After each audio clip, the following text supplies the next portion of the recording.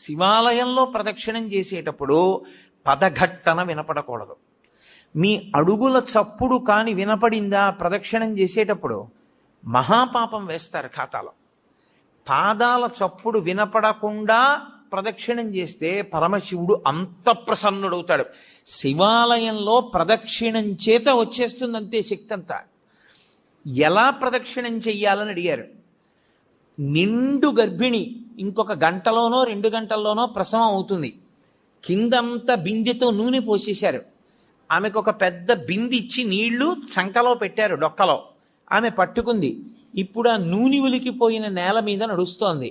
ఆమె ఎంత పరాకుగా అడుగు వేసి నడుస్తుందో ప్రదక్షిణ సమయంలో అంత పరాకుగా అడుగు వేసి నడవాలి, చప్పుడు రాకుండా.